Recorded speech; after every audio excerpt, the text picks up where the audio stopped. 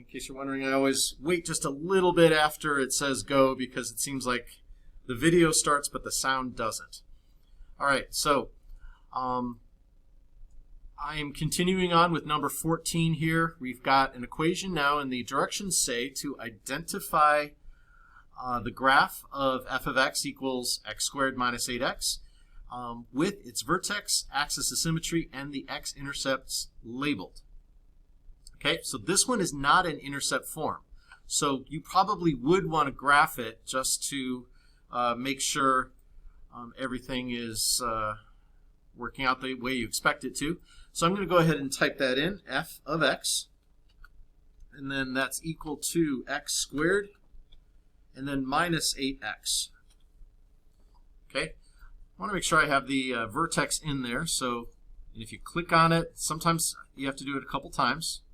So notice we have an intercept at 0, and I'm not saying 0, 0 because you don't have to mention the second number. So it's the first number in each of these. So 0 and 8 are my intercepts, and I've got my vertex down below. If you wanted the axis of symmetry, it would be x equals 4. So take a look at your 4 options. The last thing I said was the axis of symmetry is x equals 4 because it has to go through the vertex. So it cannot be this bottom right one. It cannot be the bottom left one. So it's got to be one of the top 2. And you can see I already made a selection here. Now what's the difference? They have the same intercepts, but one vertex is much lower. This one's at negative 32. So this was the correct one. And then down below, please, I hope you're getting in the habit. It's always all real numbers. No one should miss that problem because the answer is always the same. All real numbers for domain. It's the range that's different, and that's based on what the y is doing, the y values of the whole thing. So this parabola, if you want to think of it, the lowest part of the parabola is down at negative 16. All the other points are higher up on the y-axis. So if the lowest point is negative 16, it has to be y is greater than or equal to negative 16. I'll check my answers right there, and we're good. So right now, I'd like you to go ahead and try the next 3. So what I'm going to do is I'm going to pause the video, and then hopefully it will let me restart it again. But I'm going to pause the video to give you an opportunity to do 16, 18, and 20. Go. All right, I believe the recording is now working again. So I'm going to go ahead and give you the answers for 16, 18, and 20. And if you do have any questions, please ask. Okay, and let me check something in the chat. Okay, not a problem. Let's see. All right, so 16, notice I've already put in the answers because, like I said, I already tried making this video a little while ago. So this is not correct over here. This is, I'm going to close that. But if you put it in, you're going to get this. There it is. You're going to get this bottom left one. And, of course, all real numbers, like all of them. And the vertex is 0, negative 48. And because it's going up, this is the lowest point. Refer to that as a minimum. So it's the lowest or minimum value, so it has to be y is greater than or equal to negative 48. Number 18. I've got upper left. Let's check the answers, make sure that looks good. So that is the correct one. So you would type that into the graphing and same kind of reasoning as before, so you can see the answer there. And then number 20. Is right here. So that would be the upper right one. And all real numbers, of course, for the domain, the x values. And then this one's going down, so it's less than or equal to. And the y value at the vertex is positive 32. So it's less than or equal to positive 32. All right. So there's one more section to look at, although there is a couple different ways to do this. So I'm going to forward to the next problem, which is 22, and then I want to open up my notes that I had set up. It looks like it is still recording, so that's a good thing.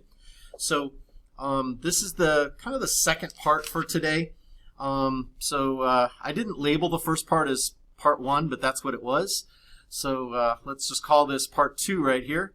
So it talks about it as zeros now, and I don't know why they changed the words, but they call this part finding zeros, and they call the first part finding intercepts.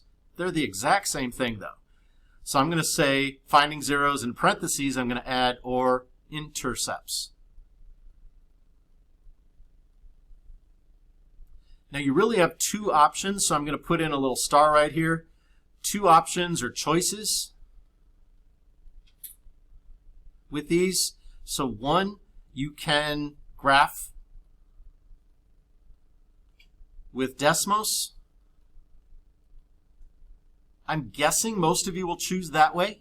And then you're just looking for where the intercepts are. Look for intercepts. And sometimes that'll be the best and fastest way, intercepts. Sometimes it's going to be faster just to look at the problem. So sometimes you'll factor and set equal to 0.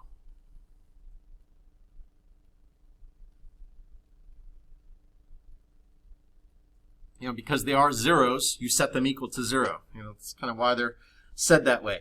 So I'll give you a couple examples, and I'm just going to do the second option about the factoring and set equal to 0, because the other one is just type in the problem and go from there. So I'm just going to call this first one A. So we have f of x is equal to x minus 1 and x plus 2. Now, we already talked about something like this, so you might even be already able to say, well, isn't it going to be 1 and negative 2? That's going to be my answer because I already told you that the answer is going to be whatever is after the negative. And think of that x plus 2 as x minus negative 2. But let's do it the way that the book is suggesting. It's saying set the first equation equal to 0 and also the second equation equal to 0. Then you get x is equal to 1 and x is equal to negative 2. So that's why it's the same thing. So this whole idea of the number after the negative, it's really letting you figure out the answer without, doing the work that I just showed you. All right. I want to do a couple more here, and I'm kind of looking at my timer. It lets me do 15-minute videos here, and I'm at 8 minutes, so I have to keep on moving. So another example they gave us here is f of x is equal to negative 2x squared minus 10x minus 12. So remember, I want to factor this, okay? The first thing I'm going to do, I noticed there's a negative out front. If you remember when we did this, I believe it was last chapter, we would divide or factor out the negative, but then also is there a number that would go into everything else? And in this case, you could actually divide out or factor out a negative 2. So that would become x squared, and then negative 10 divided by negative 2 is positive 5, so plus 5x. And negative 12 divided by negative 2 is a positive 6. So you could say it two different ways. You could say you factored out a negative 2 or you divided out a negative 2. Now I'm not quite ready to do what I did in example A because I'm going to go ahead and do that x factor that we've done before. So I'm going to put a 6 on the top. That's the last number. That's 6. And then the 5 goes on the bottom. And I need numbers that multiply to 6 but add to 5. So that's an easy one to do. 2 times 3 is 6. So that came from 2 times 3. And then the bottom you add together. So 2 plus 3. So that's where that came from. So I'm going to keep on going over here. I have now factored it. So I've got x plus 2 and x plus 3. So now I set these equal to 0. So I would say x plus 2 is equal to 0 and x plus 3 is equal to 0, which would give me x is equal to negative 2 and x is equal to negative 3. So these are my intercepts. I don't have to do anything with the negative 2 right there. if I did want to graph it, the -2 is important, but if I was just looking to see what the zeros are, I found them. They're -2 and -3.